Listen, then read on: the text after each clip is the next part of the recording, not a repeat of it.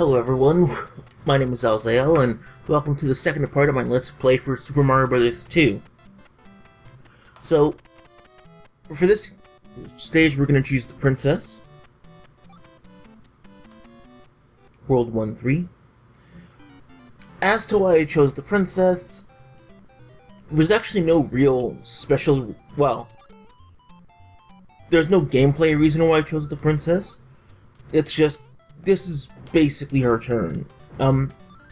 See, when I was a kid, I used to play this game a lot. Like, a lot. And playing this game as a kid, as I played it, I also used to have this thing for numbers and patterns, and since there are essentially, there's 20 stages in the game, and there's 4 characters, so as a kid for me, I essentially always tried to use each character only 5 times. That way, when you get to the end screen, there's a, at the end of the game, it gives you sort of a tally of how many times you used each character. So, I always tried to make it an exact number when I was a kid, each character being used 5 times. And so I sort of worked out, like when was, like what stages to use each character on. There are only so many stages that you use Toad, etc. And so, not all of the characters are used on the stage where they're best suited for, but this is just always the way that I played it as a kid. This is the only spot in the game that actually, where you can really get any coins. And fuck, the Princess has a slow pickup speed. I swear. Like, you just watch her and it's like molasses. Well, yeah, because like, with the Princess, all of her stats basically suck incredibly, basically just to make up for her floating ability.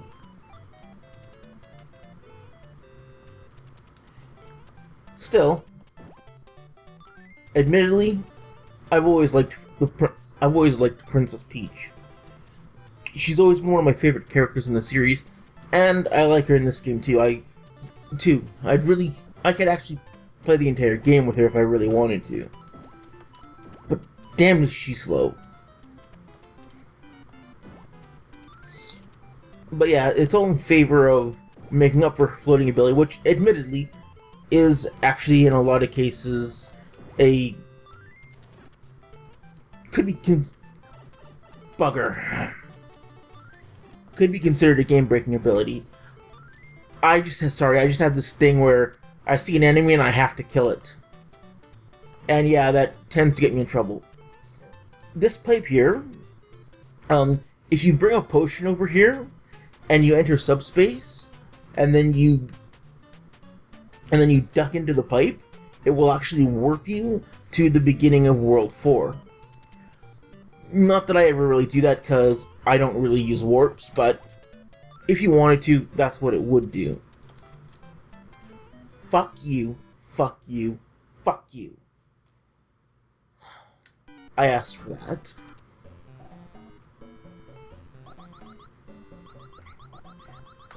But yeah, I always liked this game as a kid, and I always chose the Princess, although I always really wondered why they gave her the flying ability, at least as a kid, because it never really seemed to fit in with anything in like the Super Mario lore, or not that there was much lore, by the, this only being like the second game, but it never really seemed to fit for me.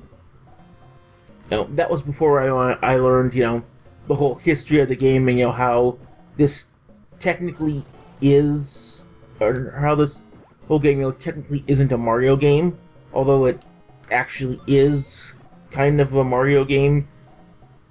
It's complicated.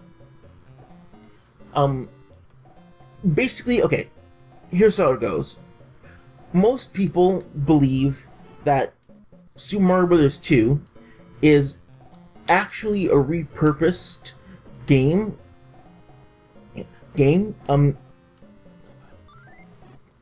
Oh, bugger.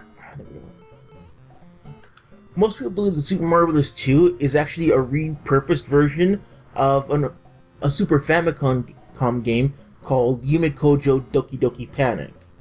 Or, for us English speakers, Dream Factory The Heart Pounding Panic.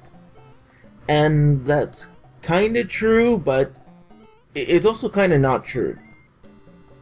What most people don't actually realize is that this game here, this actually is the original Super Mario Bros. 2, whereas most people think that the original Mario Bros. 2 is what later came to be called the Lost Levels, once it got ported over here in the West.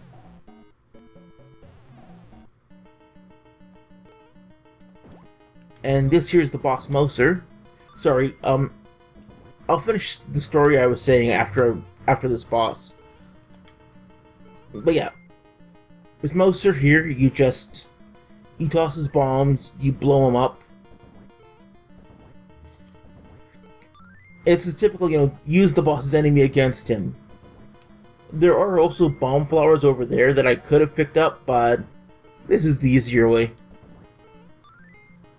You just gotta hit him with 3 bombs, and that's it. And you get the happy victory music.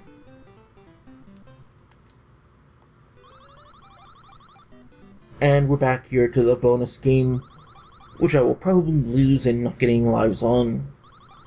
Because why should they make this... Okay, I got 1 life. Because why should they make this in such a way that you can, actually realistically win? I feel like that sound just mocks me. It's like saying, yeah, fuck you. So, this is the first world of World 2, or the first stage of World 2. This is the desert world of the game because, well, let's face it, it's a Mario game and every second world must be a desert world. I think it's Nintendo law or something. So, for this stage, we're finally going to choose Mario because, he's the main character, might as well use him at some point. It's me, Mario!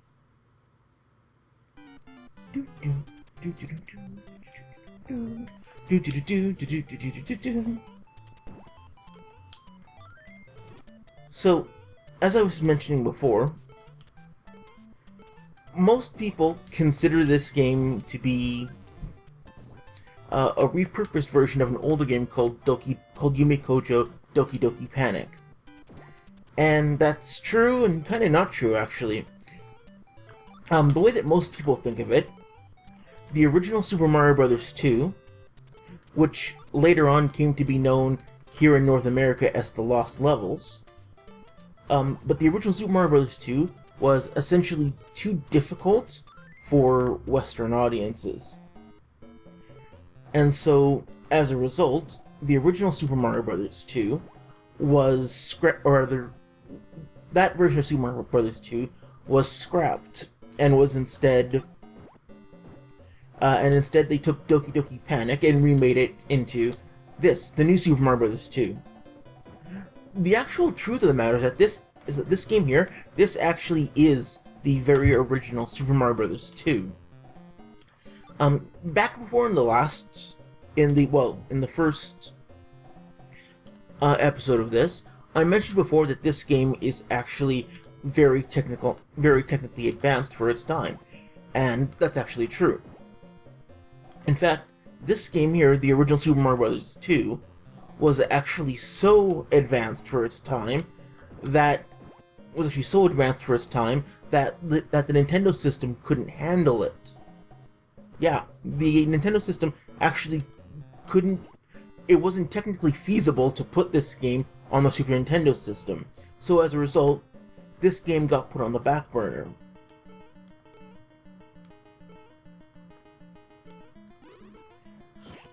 And so then what happened?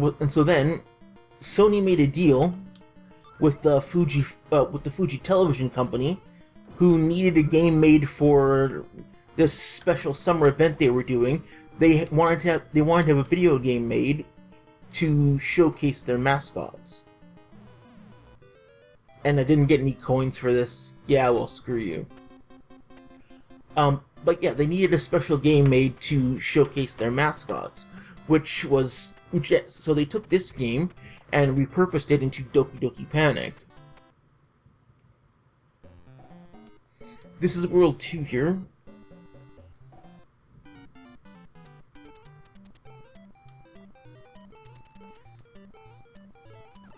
Bugger. And as you can see again for World 2, we're using Mario.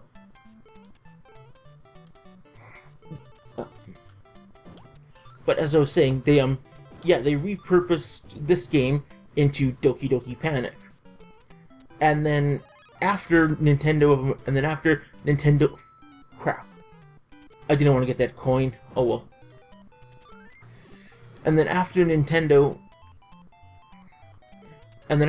of America decided that the Super Mario Bros. 2 that they had was both too much like the first game and too difficult for Western audiences, they took Doki Doki Panic and they repurposed it back into a Mario game.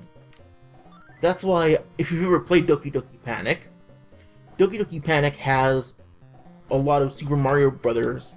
Elements in it already, like the power blocks and such.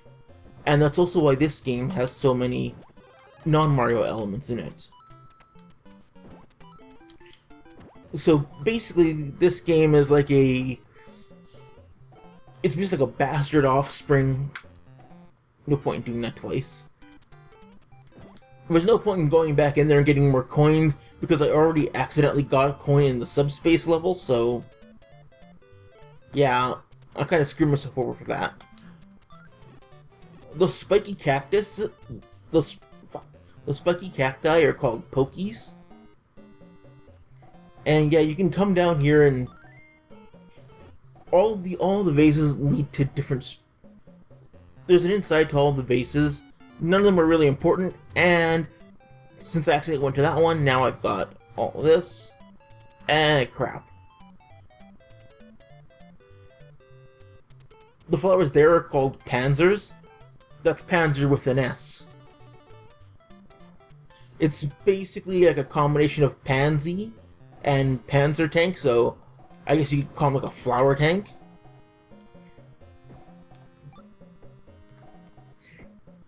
In all these sand levels, it's kind of really important to kind of go like a zigzag pattern like this, because otherwise those Shy Guys from above will catch up to you and they'll like fall down on you and kick your ass. So, and since you can't really throw them around and kill them, this basically just slows them down because they move so much slower than you, so you can actually get away from them. Whereas if you just like went straight down, unless you're using Toad, you'll probably get screwed over.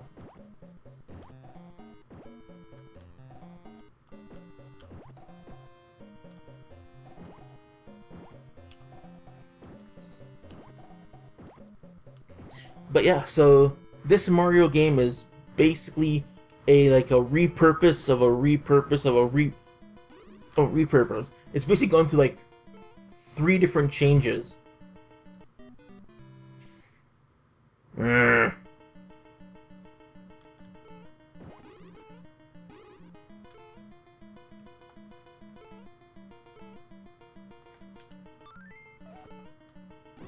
The red birdos, as you can see, occasionally shoot out fireballs instead of eggs, but you have the mushroom blocks in this case, so still just 3 hits, kick its ass, and the Hawk Moth opens and in you go.